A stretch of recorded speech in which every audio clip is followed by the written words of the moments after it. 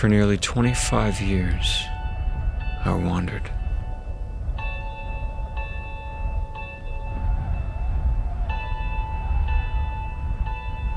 I was born in 1968 to a good family, though we didn't believe in God. In fact, as I grew older, I began to make fun of people who thought God was real. I didn't need somebody else's make-believe God. I was certain he wasn't there. From age 14 to 22, I lived entirely for myself. I was popular in high school, and I partied hard. I even won 2 state basketball championships. By age 18, I had a full-ride scholarship to play college basketball. I felt like I was on my way. But 4 years later, it all came crashing down. I'd made some bad choices, and gradually I lost everything I had earned. I'll never forget the day, at age 22, on a Thursday, that I decided to end my life. I sat in the school cafeteria that day, thinking about how I was going to do it, how I would spend my last weekend on Earth, when I overheard 2 girls at a nearby table talking about fasting and prayer. I interrupted, asking them what fasting was. One of them told me it was something they did when they wanted help from God. It seemed so silly, but I listened, intrigued. That night, all alone, I knelt down and prayed for the first time in my life.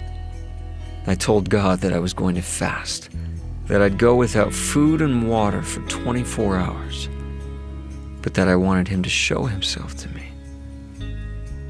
So I fasted. And for the first time in 8 years, I went without drugs and alcohol. But by the next day, nothing had happened. I didn't want to end my life anymore, but God never spoke to me.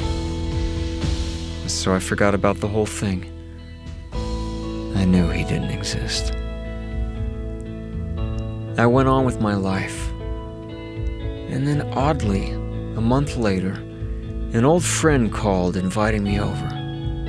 A friend I hadn't seen in 5 years. So we hung out one day, catching up on old times.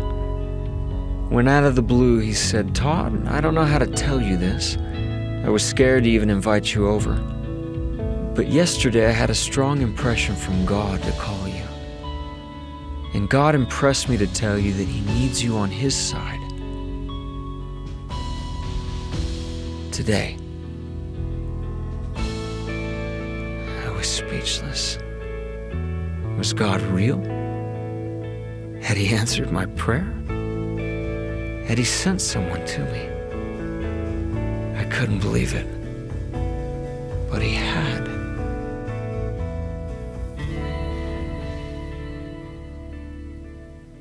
With my friend's help, for the next year and a half, I fought like a lion to overcome all my problems.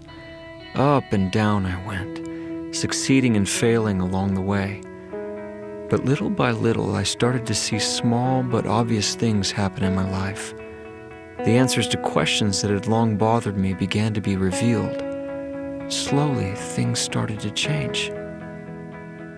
Finally, I decided to attend church. One day, someone there reached out, inviting me to a church-sponsored picnic. I felt a bit awkward about it, but I decided to go. It turned out to be the straightest party I'd ever been to. No drugs, no alcohol, silly games for the kids everyone had brought.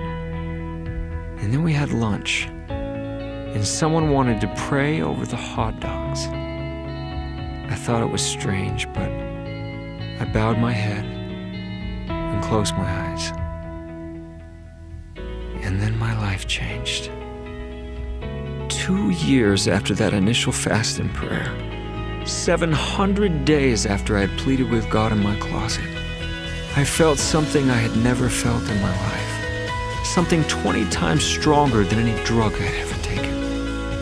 It was as if someone were hugging me, as if someone were telling me I was home, that these people were good, and that I needed to be with them, that God was there, and that He knew me by name, and that He loved me. I had always thought that if God were to manifest Himself to me, that He would come down in a lightning bolt, or in a great clash of fire.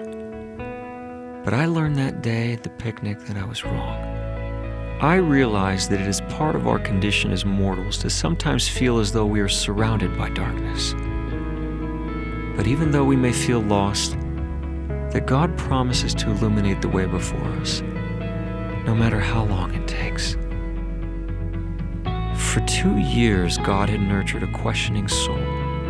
Little by little, He had given me as much as I could handle, until the day I was humble enough to hear fully what He wanted to tell me. I also learned by my own experience that spiritual light rarely comes to those who merely sit in darkness, waiting for someone to flip a switch. It takes an act of faith to open our eyes to the light of Christ. 20 years later, I still don't know everything, but I now know who I am. I know who God is, and I know that God's light is real.